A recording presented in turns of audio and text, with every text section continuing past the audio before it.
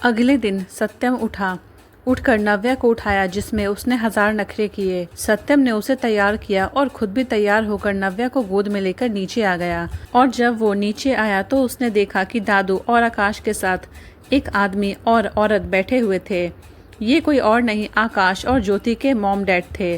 सत्यम के mummy papa और आकाश के मम्मी पापा बहुत अच्छे दोस्त थे। वो लोग अक्सर एक दूसरे के घर आते जाते रहते थे। फिर सत्यम और आकाश के जन्म के बाद जब आकाश और सत्यम बड़े हुए तो उन्हें भी दोस्ती हो गई। उन्होंने स्कूल कॉलेज सब एक साथ ही किया। इन दोनों का एक और दोस्त है शेरा, जो सत्यम का पर्सनल बॉडीगार्ड भी है और उसके सभी अंडरवर्ल्ड के काम वही हैंडल करता है। ये तीनों बहुत अच्छे दोस्त हैं। सत्यम ने नव्या को धीरे से सोफे पर बिठाया और खुद आकाश के मम्मी पापा के पांव छू लिए। उन दोनों ने आशीर्वाद दिया तो सत्यम नव्या के पास आकर बैठ गया। वीना जी ने नव्या को देखा और बोली, सत्यम तुमने बीवी तो बहुत सुंदर ढूंढी है। उनकी बात सुनकर सत्यम धीरे से मुस्कुरा दिया, पर जल्दी उसने अपनी मुस्कान छुपा ली। तभी वीना जी फिर से बोली, पर इसे चोट कैसे लगी? अविनाश जी ने नव्या की तरफ देखा और फिर वीना जी को सब बता दिया कि नव्या को चोट कैसे लगी। वीना जी ने नव्या को देखा और प्यार से बोली, बेटा ध्यान से रहा करो, वो तो शुक्र है ज़्यादा नहीं लगी, अगर ज़्यादा लग जाती तो। नव्या बस मुस्कुरा दी। वो लोग बातें कर ही रहे थे कि ज्योति भी उनके पास आकर बैठ गई। वो नव्या के पास बैठी और उसका हाथ पकड़कर बोली, क्यूटी पाई तुम ठीक तो हो? अब ज़्यादा दर्द तो नहीं हो रहा? ये बोलकर वो नव्या के गाल पर हाथ रखकर प्यार से सहलाने लगती है। नव्या बस मुस्कुरा कर नहीं में सिर हिलाकर बोलती है, नहीं ज्योति मैं अब ठीक हूँ, दर्द भी नहीं हो रहा है। वही कोई था जो ज्योति के उस हाथ को घूर रहा था जो उसने नव्या के गाल पर रखा हुआ था। अब किसी को बताने की ज़रूरत तो नहीं है कि वो इंसान कौन है। यही समझे वो इंसान है हमारे मोस्ट पॉजिटिव सत्यम राठौड़, जो अपनी जान को किसी को भी टच करना तो दूर, देखना भी बर्दाश्त नहीं कर सकता था। वो सिर्फ और सिर्फ अपनी जान पर अपना हक मानता था। कोई कुछ समझता उससे पहले ही सत्यम ज्योति का हाथ झटक कर नव्या को अपनी गोद में उठाकर डाइनिंग टेबल की तरफ ले जाता है। किसी को कुछ समझ नहीं आता कि अभी अभी क्या हुआ है। वो बस पीछे से सत्यम को जाते हुए देख रहे थे, जिसने नव्या को अपनी गोद में उठाया हुआ था। वीना जी और राकेश जी अविनाश जी की तरफ देखते हैं, जो खुद सत्यम को जाते हुए देख रहे थे, पर उनके चेहरे पर कोई भाव नहीं था, जैसे उन्हें पहले से ही पता हो कि सत्यम कुछ ऐसा ही करेगा। फिर वो दोनों ज्योति की तरफ देखते हैं, जो गुस्से में सत्यम को घूर रही थी। फिर वो भी उठकर सत्यम के पीछे पीछे डाइनिंग टेबल पर जाती है और उसके पीछे बाकी सभी वहां जाते हैं। यहाँ सत्यम नव्या को अपनी गोद में लिए हुए ही बैठा था। सभी अपनी अपनी चेयर पर आकर बैठ जाते हैं। ज्योति अभी भी सत्यम को घूर रही थी, जो उस पर बिना ध्यान दिए बस अपनी जान को नाश्ता करवा रहा था। ज्योति उसी तरह उसे घूरते हुए कहती है, भाई ये क्या था? आप ऐसे कैसे क्यूटी पाई को वहां से लेकर आ सकते हो? मैं उससे बात कर रही थी ना। सत्यम उसकी बात का कोई जवाब नहीं देता तो ज्योति फिर से कहती है, भाई आप कुछ बोल क्यों नहीं रहे? सत्यम कुछ भी नहीं बोलता, बस चुपचाप नव्या को नाश्ता करवाते हुए खुद भी खा रहा था। तभी ज्योति गहरी सांस लेते हुए खुद को शांत करती है और बोलती है, कोई बात नहीं, वैसे आज मैं क्यूटी पाई के साथ रहूंगी उसका ध्यान रखने के लिए, आप अपने ऑफिस चले जाइए। सत्यम उसकी बात सुनकर बिना किसी भाव के बोलता है, कोई ज़रूरत नहीं है, मैं अपनी प्रिंसेस का ख्याल खुद रख सकता हूँ। तुम अपना काम करो और मेरी प्रिंसेस से दूर रहो। जब देखो तब मेरी प्रिंसेस के नज़दीक आती रहती हो। उसकी बात सुनकर सब उसे देखने लगते हैं। वहीं ज्योति मुंह बनाकर बोलती है, भाई आप इतने पॉजिटिव कैसे हो सकते हो कि आप एक लड़की से भी जेलस करें? सत्यम उसकी तरफ घूर कर देखता है तो ज्योति उसकी आंखें देखकर चुपचाप नाश्ता करने लगती है। तभी राहुल और शिवी भी बातें करते हुए वहां आ जाते हैं। उन्हें एक साथ देखकर ज्योति फिर गुस्से से भर जाती है। तभी ज्योति के पापा राकेश जी को ज्योति को कुछ इशारा करती है। वो अविनाश जी की तरफ देखकर बोलते हैं, राकेश जी, अंकल मुझे कुछ बात करनी है। अविनाश जी के साथ साथ सत्यम और आकाश भी उनके तरफ देखने लगते हैं तो वो एक नज़र राहुल को देखकर चुपचाप अपना नाश्ता कर रहा था। वो बोलते हैं, अंकल मैं जानता हूँ पिछली बार जो हुआ वो अच्छा नहीं हुआ। इनफैक्ट कहीं न कहीं गलती हमसे ही हुई थी कि हम राहुल पर भरोसा नहीं कर पाए, पर अब मैं चाहता हूँ कि ये रिश्ता वापस से जुड़ जाए। वैसे भी ज्योति राहुल से प्यार करती है और राहुल तो शुरू से ही ज्योति से प्यार करता था। ये बोलकर वो चुप हो गए। वहीं अविनाश जी राहुल को देखने लगे, जो चुपचाप अपना नाश्ता कर रहा था। उसके चेहरे पर कोई भाव नहीं थे, पर टेबल कि उसके हाथ की मुट्ठी कस चुकी थी। वहीं शिवी ने जब ये बात सुनी तो उसे अपने दिल में कुछ टूटता सा महसूस हुआ, पर उसने अपने चेहरे से किसी को पता नहीं चलने दिया। पर उसकी आंखें हल्की नम हो गई थी। वो चुपचाप सिर झुकाकर अपना नाश्ता करती रही, जो अब उसके गले से नीचे भी नहीं उतर रहा था। तभी राकेश जी फिर से बोले, मैं चाहता हूँ कि ज्योति और राहुल की शादी जल्द से जल्द हो जाए। वैसे भी सगाई तो उस दिन हो ही चुकी थी। अविनाश जी कुछ बोलते उससे पहले ही राहुल नाश्ता करते हुए बिना किसी भाव के बोला, और आपको ऐसा क्यों लग रहा है कि मैं ज्योति से अभी प्यार करता हूँ और उससे शादी करने के लिए तैयार हूँ? और रही बात सगाई की, तो वो जिस दिन हुई थी उसके अगले 1 घंटे में ही टूट गई थी, तो मुझे नहीं लगता उसे सगाई का कोई मतलब भी रहेगा। ये बोलकर वो चुप हो गया। वहीं ज्योति फटाफट बोली, तुम क्या बोल रहे हो राहुल? हम दोनों एक दूसरे से प्यार करते हैं। हाँ माना मुझे गलतफहमी हो गई थी, पर तुम इस तरह से तो बिल्कुल नहीं बोल सकते। राहुल व्यंग से हंसा और बोला, गलतफहमी? हाँ, गलतफहमी ही तो हुई थी तुम्हें, जिसके चलते तुमने सबके सामने मुझे थप्पड़ मारा था, मेरी पहनाई अंगूठी को उतारकर मेरे मुंह पर फेंक दिया था, यहाँ तक कि तुमने मुझे घटिया इंसान और लड़कियों के जिस्म से खेलने वाला तक कहा था। ये सब बस तुमने एक गलतफहमी के चलते ही तो किया था। ये सब बोलते हुए राहुल के चेहरे पर एक दर्द, एक तकलीफ थी। उसके बाद सुनकर कोई कुछ भी नहीं बोल पाया। तभी ज्योति फिर से बोली, राहुल मैं मानती हूँ मुझसे गलती हुई है, उसके लिए मैं तुमसे माफ़ी मांग चुकी हूँ। पर तभी ज्योति की बात बीच में ही काट कर राहुल तेज आवाज में बोला, गलती नहीं, गुनाह किया था तुमने। मेरे प्यार, मेरे भरोसे का मजाक बनाया था तुमने, और तुम कहती हो कि सिर्फ गलती हुई थी। ये बोलकर वो चुप हो गया। उसके चेहरे पर इस समय बहुत गुस्सा था। वहीं नव्या उसकी गुस्से भरी आवाज सुनकर डर गई और सत्यम के सीने से चिपक गई। सत्यम ने नव्या को अपनी बाहों में भर लिया और उसके सिर को सहलाने लगा। अगर कोई और इस समय होता जब राहुल ने उसकी जान को डराया है, तो सत्यम राहुल को कभी नहीं छोड़ता, पर इस समय वो भी राहुल की हालत समझ रहा था। सत्यम ने उसे कुछ नहीं कहा, बस नव्या को अपनी बाहों में लिए उसके सिर को सहलाता रहा। राहुल ने जब नव्या को डरते हुए देखा तो उसने खुद को शांत किया और गहरी सांस लेकर फिर ज्योति की तरफ देखकर बोला, तुमने अपनी उस सो कॉल्ड बेस्ट फ्रेंड पर भरोसा करके मेरे कैरेक्टर पर उंगली उठाई थी। अरे तुमने तो ये तक नहीं सोचा कि जिस लड़के ने 2 साल का रिलेशन होने के बावजूद कभी तुम्हें हाथ तक नहीं लगाया, वो किसी और लड़के के साथ कैसे इतनी गिरी हुई हरकत कर सकता है।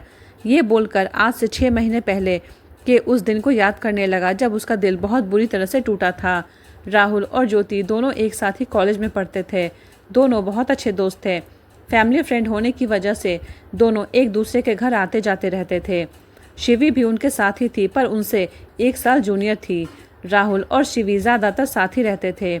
बस ये बात ज्योति को बर्दाश्त नहीं थी, क्योंकि वो बचपन से देखती आई थी कि राहुल ज़्यादातर शिवी के साथ ही रहता है।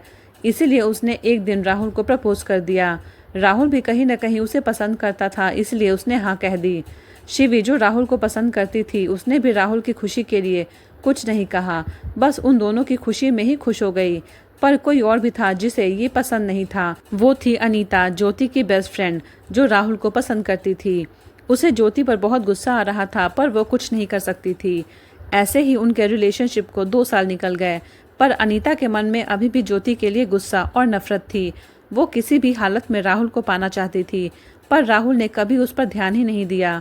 उसने इन 2 सालों में बहुत बार राहुल को अपने मन की बात बताई, पर राहुल ने हर बार उसे ये कहकर मना कर दिया कि वो ज्योति से प्यार करता है। इस बात से अनीता के मन में ज्योति के लिए गुस्सा और नफरत बहुत बढ़ गई थी। 2 साल बाद उसकी एंगेजमेंट के दिन राहुल बहुत खुश था। राहुल और ज्योति ने एक दूसरे को रिंग पहनाई। उनके घर वाले भी बहुत खुश थे। वहीं अनीता, जो उस पार्टी में मौजूद थी, वो बस गुस्से और नफरत से राहुल और ज्योति को घूर रही थी, जो बाहों में बाहें डाले डांस कर रहे थे। तभी ज्योति पानी पीने का बोलकर बार काउंटर की तरफ चली गई। राहुल वहीं खड़ा अपने दोस्तों से बातें कर रहा था, जब एक वेटर ने उसे आकर कहा कि ज्योति उसे ऊपर रूम में बुला रही है। राहुल ने इधर उधर देखा, तब ज्योति कहीं भी नहीं दिखाई दी, तो वो ऊपर अपने रूम में चला गया। जैसे ही वो रूम में पहुंचा, वहाँ पूरा अंधेरा था। राहुल अंदर गया और इधर उधर देखने लगा। तभी किसी ने दरवाज़ा बंद कर दिया। राहुल पलटता उससे पहले ही किसी ने उसे पीछे से बाहों में भर लिया। राहुल मुस्कुरा दिया, पर तभी उसे एहसास हुआ कि वो ज्योति नहीं है, तो उसने उसे खुद से अलग कर दिया। उसकी तरफ देखा तो वो कोई और नहीं बल्कि अनीता थी। राहुल को उस पर बहुत गुस्सा आया और वो बोला कि वो यहाँ क्या कर रही है। उसने कुछ नहीं कहा, बस राहुल के करीब जाकर उसको छूने की कोशिश करने लगी। राहुल ने उसे खुद से दूर किया, जिस पर अनीता को बहुत गुस्सा आया। उसने राहुल को कुछ समझने से पहले ही अपने कपड़े फाड़े और ज़ोर ज़ोर से चिल्लाने लगी, बचाओ बचाओ। राहुल बस हैरान खड़ा था, समझने की कोशिश कर रहा था कि वो ऐसा क्यों कर रही है। जब नीचे सब ने उसकी आवाज़ें सुनी तो सब ऊपर की तरफ भागे। अनीता ने जब कदमों की आहट सुनी तो राहुल, जो हैरान परेशान खड़ा था, उसे लेकर बेड पर गिर गई। इस समय राहुल ऊपर और अनीता उसके नीचे थी।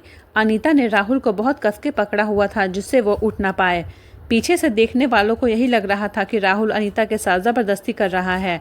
तभी दरवाज़ा एक झटके से खुला और सब अंदर आ गए। सब ने अंदर का नज़ारा देखा तो हैरान रह गए।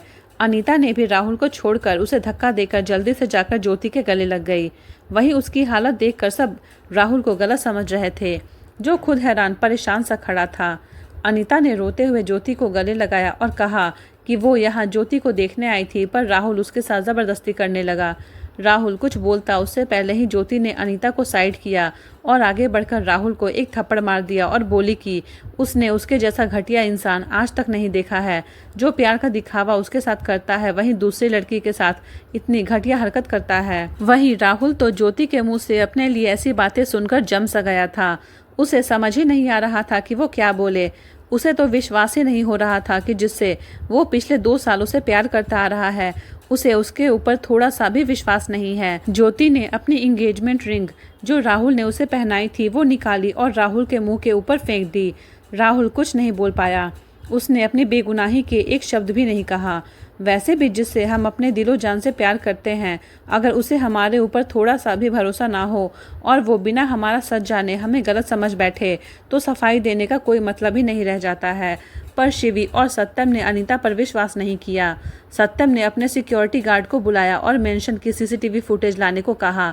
अनीता को नहीं पता था कि सत्यम के मेंशन में सीसीटीवी कैमरा लगा हुआ है। सत्यम की बात सुनकर वो डर गई और नाटक करने लगी कि वो झूठ नहीं बोल रही है, राहुल ने उसके साथ बदतमीजी की है। तभी शिवी बोली कि अगर वो सच बोल रही है तो कोई बात नहीं, सीसीटीवी फुटेज से सब पता चल जाएगा।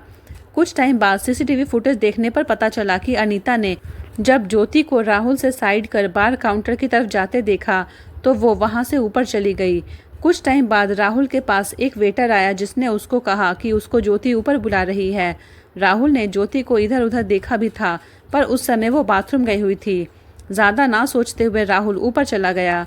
वहीं अनीता नीचे से ऊपर सीधा राहुल के कमरे में चली गई। जब राहुल वहां पहुंचा तो उसने दरवाज़ा बंद कर दिया। पूरी फुटेज देखने के बाद अनीता मान नहीं रही थी, पर जब सत्यम के गार्ड ने उस पर बंदूक तानी तो वो रट्टू तोते की तरह सब बोल पड़ी कि वो ज्योति और राहुल को अलग करना चाहती थी।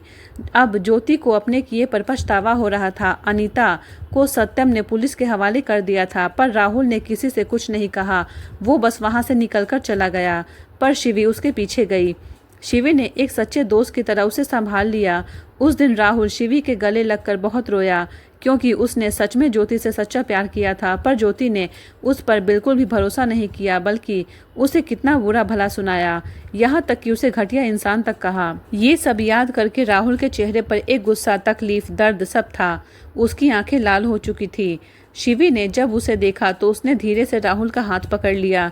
राहुल ने जब ये महसूस किया तो उसने अपने आप को थोड़ा शांत किया और शिवी के हाथ पर अपनी पकड़ मजबूत कर दी और ज्योति की तरफ देखकर बोला, जिस इंसान को विश्वास, भरोसे जैसे शब्द का मतलब ना पता हो, उसे मैं शादी करना तो दूर, वैसे भी अपना कोई रिश्ता नहीं रखना चाहता। और हाँ, शिवी से दूर रहना। जो हरकत तुमने मीटिंग वाले दिन उसकी पेन ड्राइव चेंज करके की है ना, आगे से ऐसा कुछ हुआ तो तुम मेरा वो रूप देखोगी जो तुमने कभी सोचा भी नहीं होगा। कोई मेरी होने वाली बीवी को नीचा दिखाने की कोशिश करे, ये मैं बिल्कुल भी बर्दाश्त नहीं करूँगा। ये बोलकर वो उठा और शिवी का हाथ पकड़ के वहां से चला गया। वहीं उसकी बात सुनकर ज्योति ने शिवी को नीचा दिखाने के लिए उसकी पेन ड्राइव बदल दी थी। राहुल और सत्यम ने उसकी तरफ गुस्से में घूरा, पर सत्यम राहुल की आखिरी बात सुनकर खुश भी था।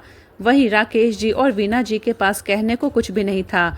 अविनाश जी भी राहुल की बात सुनकर खुश थे, जो उसने शिवी के लिए कही थी। आकाश ने गुस्से से ज्योति की तरफ देखा और बोला, डैड, ज्योति आज ही मेरे साथ अमेरिका वापस जाएगी।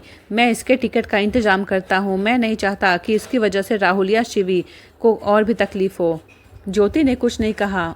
क्योंकि उसे पता था कि आकाश उससे बहुत ज्यादा गुस्सा है, क्योंकि वो हमेशा उसे गुड़िया ही कहता था। आज अगर ज्योति कह रहा है मतलब अब वो उसकी एक नहीं सुनेगा। ज्योति ने कुछ नहीं कहा, बस उठकर अपने रूम में चली गई, क्योंकि वैसे जो उसने राहुल के साथ किया है उससे नामुमकिन था कि वो अब कभी ज्योति की जिंदगी में वापस आता। और अब उसकी बात सुनकर ज्योति समझ गई थी कि वो अपनी जिंदगी में आगे बढ़ चुका है। वहीं दूसरी तरफ शिवी अब भी हैरान सी राहुल के साथ उसकी गाड़ी में बैठी थी, पर वो कुछ बोल नहीं पा रही थी, क्योंकि जो बात राहुल ने कही थी उसे समझ नहीं आ रहा था कि वो क्या बोले। उसने एक नज़र राहुल की तरफ देखा, जो सामने देखकर गाड़ी चला रहा था। इस समय उसके चेहरे पर कोई भाव नहीं था। शिवी को समझ नहीं आ रहा था कि वो राहुल से कैसे बात करे, उससे कैसे पूछे कि जो उसने घर पर कहा वो क्या था, उस बात का मतलब क्या था, या फिर उसने ऐसे ही ज्योति के सामने बोल दिया था। ये सोचकर शिवी की आंखें नम हो गई और वो खिड़की से बाहर देखने लगी। पर राहुल, जो उसकी हर हरकत को नोटिस कर रहा था, जब उसने शिवी की आंखों को नम देखा तो बेचैन हो गया। उसने एक जगह गाड़ी रोकी और शिवी के कुछ समझने से पहले ही उसे उठाकर अपनी गोद में बिठा लिया।